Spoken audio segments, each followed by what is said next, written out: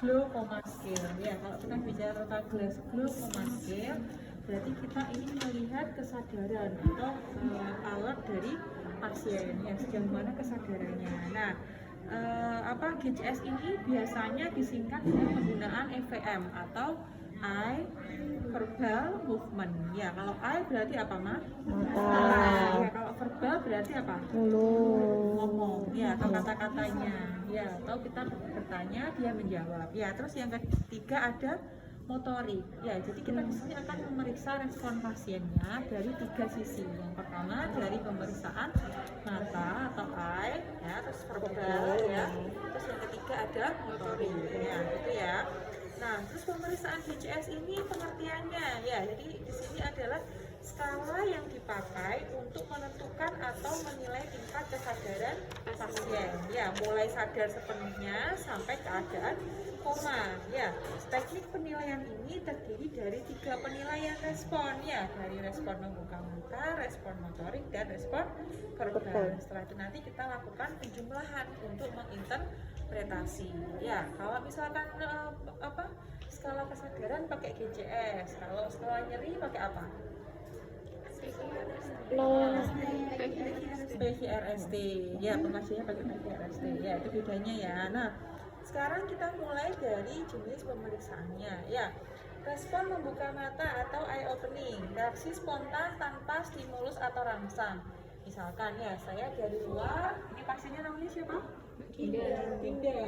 Terus saya masuk, saya misalkan buka pintu jegrek, terus dia membuka mata enggak? Nah, terus melihat saya, ya, berarti tanpa saya sentuh, sebelum saya panggil, saya membuka pintu, Mbak Dinda sudah merespon, ya, membuka mata. Berarti nilainya Mbak Dinda berapa? 4. Ya, jadi respon spontan tanpa stimulus atau rangsang. Maksud stimulus atau rangsang itu adalah bisa kita rangsang suara, bisa kita rangsang sentuhan. Ya, misalkan Mbak Dinda, sangat merem. Mbak Dinda. Nah, misalkan seperti itu kita berikan dia langsung sentuhan atau kita panggil aja Mbak Dinda. Nah, seperti itu. Nah, itu berarti kita berikan nilainya 3 ya, respon terhadap suara. Mbak Dinda, tolong Mbak dibuka Mbak matanya Mbak. Nah, nilainya 3 ya. Respon terhadap nyeri dicubit misalkan, pura-pura tak cubit ya. Nah, dicubit. Nah, dicubit dia nggak merespon ya.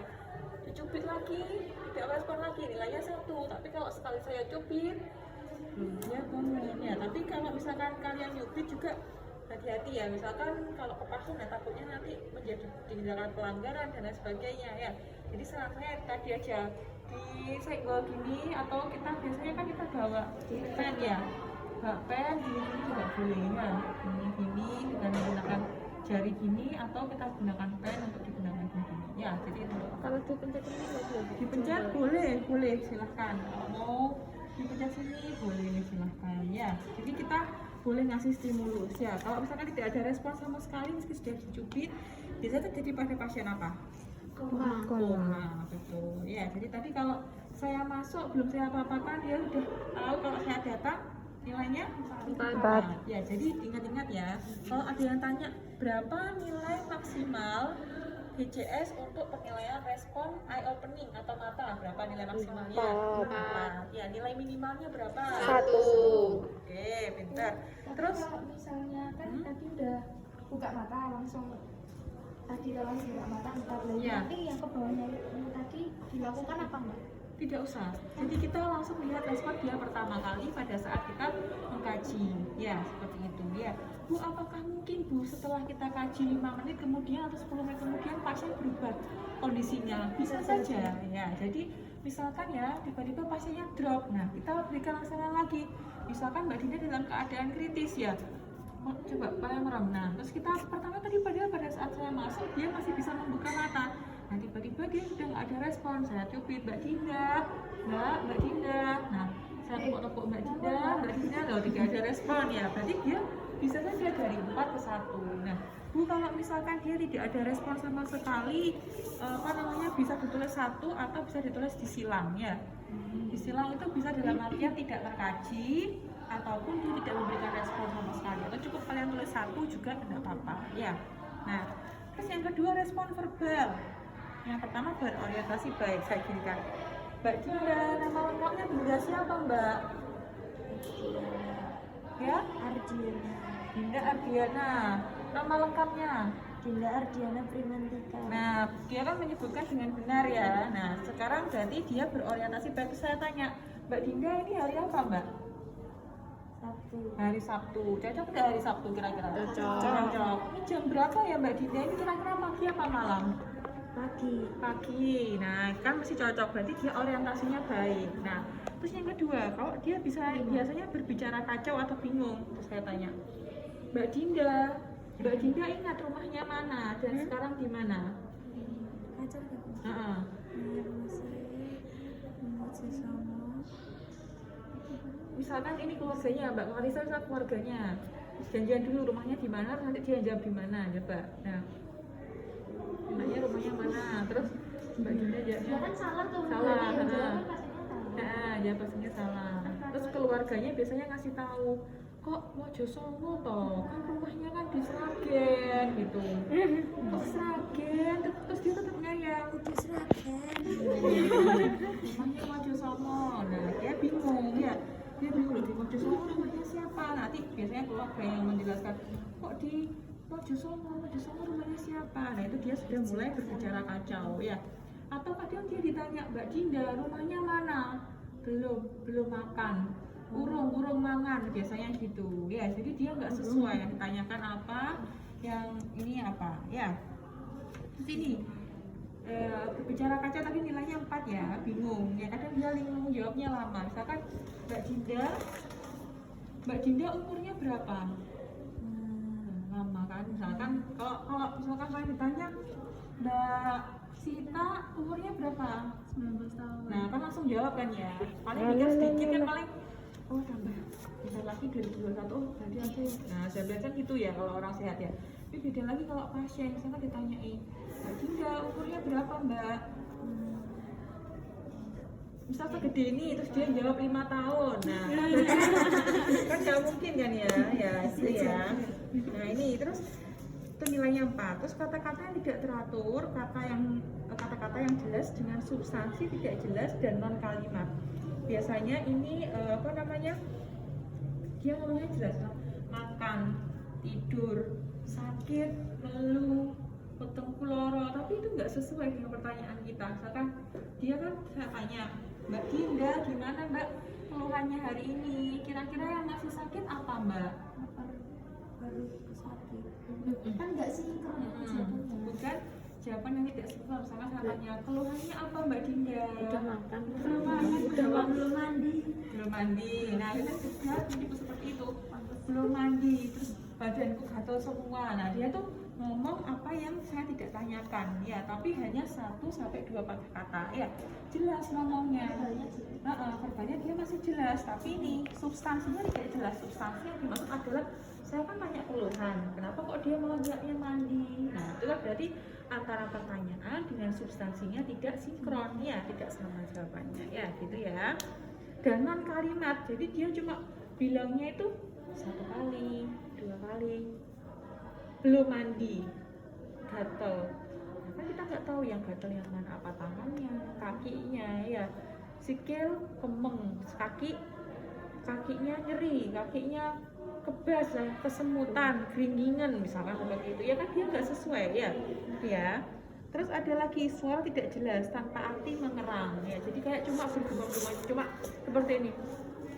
Saya panggil misalkan Mbak Dinda, nah Mbak Dinda cuma gitu-gitu aja, atau seperti suaranya cuma mendengkur atau merintih aja misalkan kayak gitu ya.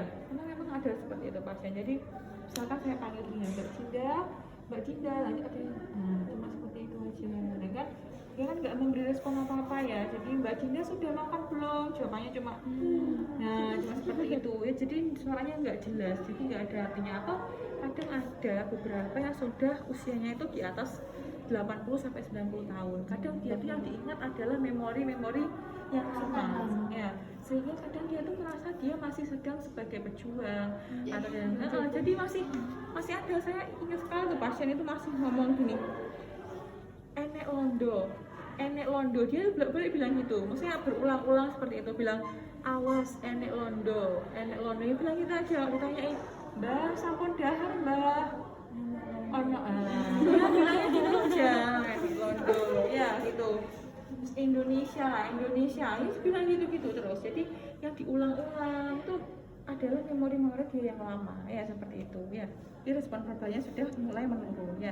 Terus yang terakhir adalah tidak ada respon ya. Jadi ditanyain Mbak Dinda, diam aja ya. Untuk pasien koma memang keadaannya seperti itu di ICU ya, pasien pasca operasi di ruang resusitasi ya. Jadi kadang orang yang turun dari ruang operasi kan dia masih dalam pengaruh bius, masih ada anestesinya ya, masih ada biusnya, sehingga pada saat ditanya mungkin dia masih belum sinkron ya, jadi belum bisa dipindahkan ke kami, masih ada di ruang resusitasi ya, gitu ya. Terus yang terakhir adalah respon motorik. Nah, sekarang mengikuti perintah ya. Yang pertama, Mbak Dinda tolong diangkat Mbak tangannya yang kanan Mbak. Nah, bisa ya, jadi dia langsung mengikuti perintah. Terus yang kedua, melokalisir nyeri, menjangkau dan menjauhkan stimulus saat diberi rasa nyeri.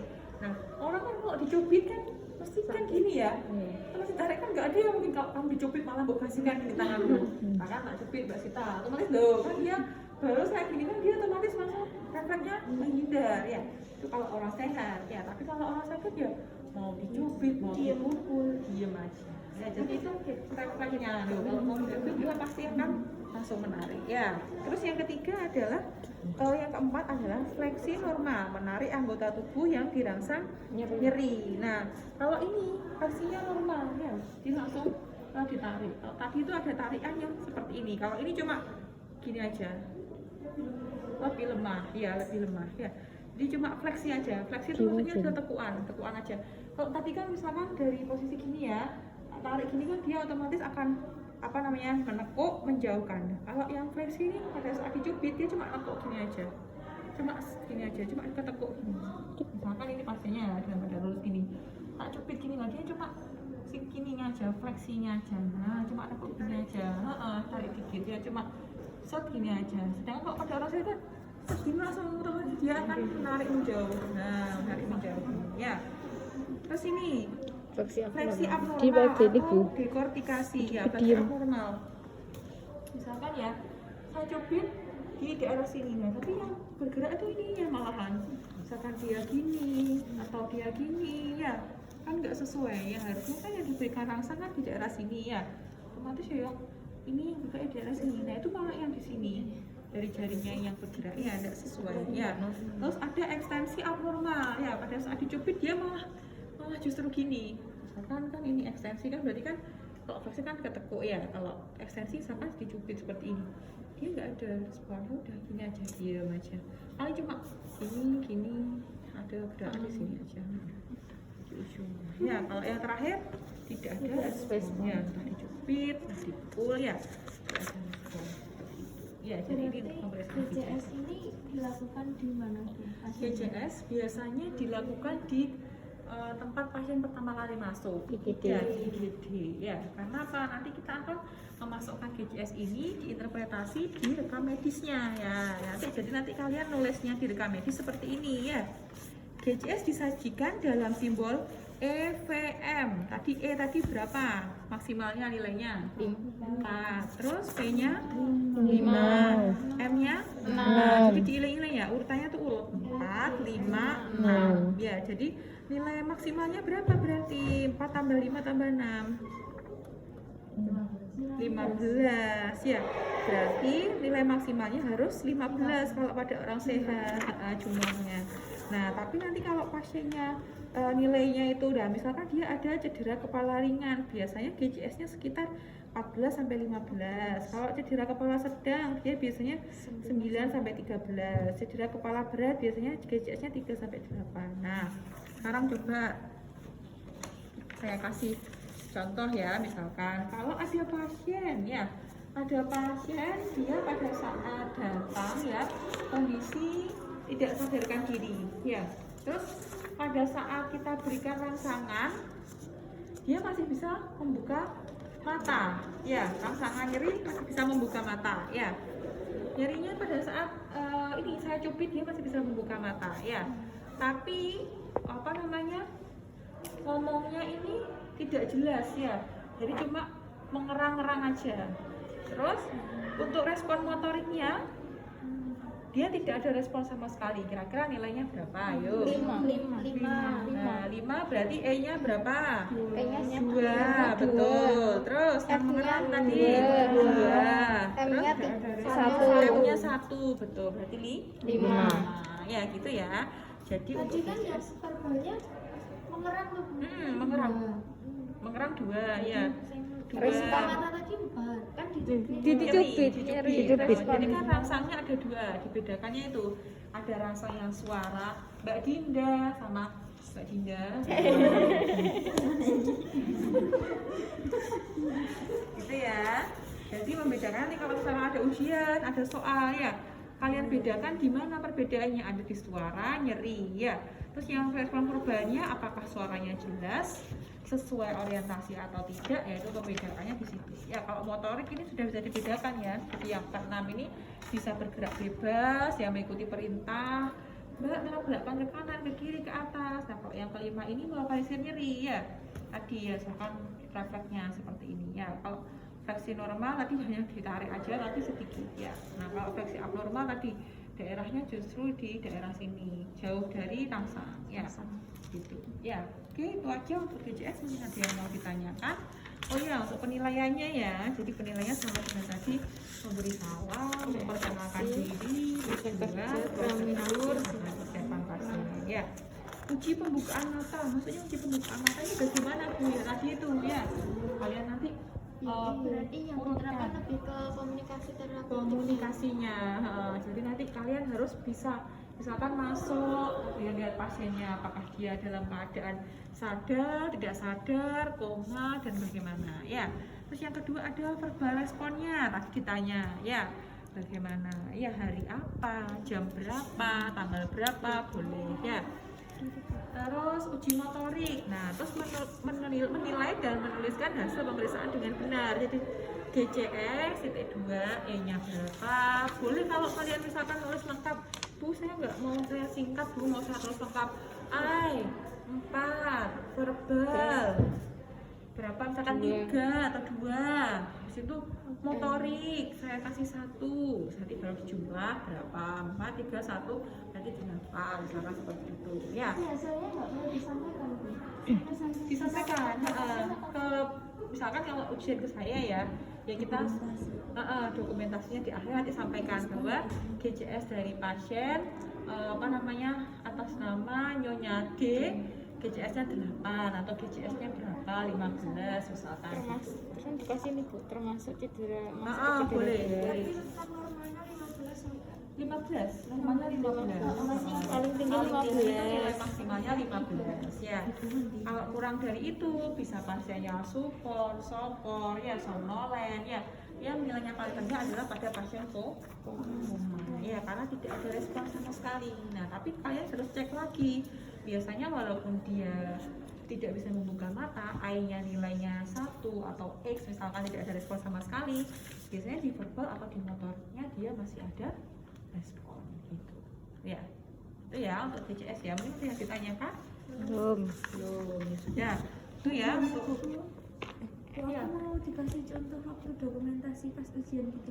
dokumentasi waktu ujian, maksudnya nulisnya. Enggak.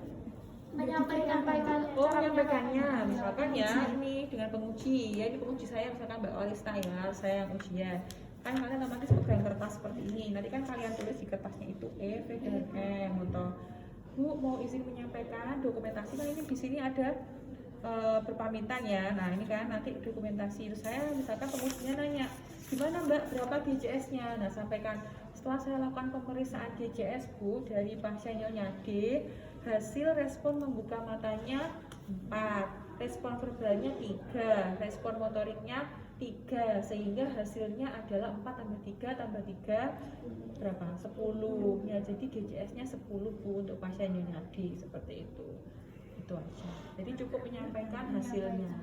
Hasilnya aja. Terus kalau keterangan untuk ringan berat sedang disampaikan nggak? Kalau misalkan kasusnya ya, ini kan contoh ini adalah GCS ini untuk menentukan derajat cedera kepala berdasarkan GCS ya. Jadi ini hanya khusus untuk cedera kepala aja. Misalkan pasienmu dapat cedera kepala, terus tadi GCS-nya berapa? 10 kan ya. Nah, misalkan saya tanya, berarti kalau cedera kepala 10 nilainya ada di berapa, Mbak? Cedera kepala sedang. Nah, itu nanti tergantung pengujinya. Jadi tergantung kasus kalian juga ya. Ya. Emang waktu di pasien evaluasinya kan ada RTL. Nah, RTL-nya biasanya nanti kalau untuk pemeriksaan GCS adalah kita bisa pakai dalam keadaan tidak sadar ya. Yang pertama kita harus menjaga keamanan pasiennya. Kalau misalkan pasien tidak sadar, dia walaupun dia diam tidak bergerak, tapi pastikan kalau biasa ini dinaikkan ya. Terus yang kedua yaitu adalah kita melakukan pemeriksaan GCS lagi. Nah, siapa tahu setelah diberikan obat-obatan yang kita mau memberikan obat ya, kita cek lagi gitu, Pak, Bu, nanti misalkan pada saat shift sore atau shift malam nanti akan diperiksa lagi ya Bu, Pak, untuk pemeriksaan GCS-nya gitu. Ya, jadi nggak harus satu shift kalian periksa GCS 2 kali 3 kali enggak ya. Jadi bisa kalian gunakan karena misalkan shift siang atau shift malam nanti akan memeriksa lagi ya. Tapi nanti misalkan jadi penguji meminta, Mbak, tiba-tiba pasienmu ini Mbak setelah diberikan obat kesadarannya meningkat Mbak, dia ngomongnya sudah jelas, kata-katanya akhir dan awalnya jelas, kira-kira bisa dikaji lagi nggak Mbak? Nah, sama penguji seperti itu ya silakan dikaji lagi. Berarti kan kalau dia ngomongnya jelas, kata-katanya jelas, berarti kira-kira perubahannya ada di mana? Verbal, motorik, atau AI-nya? Verbalnya gitu. Ya seperti itu ya kurang lebih ya untuk GCS. Ada lagi pertanyaan? Guru saya itu ada di IGD. Terus pasiennya itu sebenarnya sadar, cuma Ya. ada gangguan di pendengarannya itu gimana penilaiannya? Penilaiannya, nah misalkan pasti ada gangguan pendengaran ya, pastikan kamu tanya dulu ke keluarga yang mendampingi. Nah karena saya juga pernah mengalami seperti itu, sudah saya tanya, saya gini, dia melihat saya tapi dia nggak tahu saya itu ngomong apa. Nah akhirnya pasiennya ini ngawe-ngawe saudaranya, terus menunjuk saya, maksudnya iki loh ajaan ngomong, iki yang ditakoi tapi nggak bisa jawab gitu kan ya. Nah akhirnya saya dulu dua kemungkinan. Yang pertama kalau misalkan dia ada tuli, kalian bisa tulis ya. Kalau misalkan dia ini tulis bisa ya, ataupun kalau misalkan dia tuli dan keluarganya bisa memberikan bahasa isyarat, misalkan entah itu makan atau sudah makan belum, terus rumahnya mana, itu soalnya ada sendiri. Saya sendiri juga pernah menemui pasien seperti ini, jadi memang pasien tuli. Nah tapi ada juga pasien yang tapi sudah memakai alat bantu dengar ya, sehingga kalian ngomong pun juga tetap dia dengar. Tapi kan alat bantu dengar kan ada volume naik turunnya juga ya, sama kayak HP gitu. Jadi dia itu ada prekursor atau yang untuk menaikkan. Jadi untuk menaikkan, untuk harus memasukkan suara berapa, harus mengeluarkan suara berapa gitu. Jadi lebih tepatnya itu tadi pada saat sebelum kalian mengkaji GCS ya, kalau bisa ada keluarganya sehingga kalian tahu apakah pasien ini mengalami gangguan tuli atau tidak. Atau tahunya dari itu tadi, dia melihat kita tapi mau ngomong nggak bisa, kadang seperti itu. Ataupun pasien yang mohon maaf dia bisu, nggak bisa ngomong, kayak gitu juga bisa. Jadi dia nulis ya. Atau juga ada juga pada pasien yang kemarin itu dia CA atau karsinomanya itu pada lidah ya, sehingga otomatis lidahnya itu dipotong ya, lidahnya itu nggak ada. Jadi kan mau ngomong kan juga susah, tapi kesadarannya dia baik, nggak apa-apa ya, itu bisa kalian hilang 15 nggak apa-apa karena dia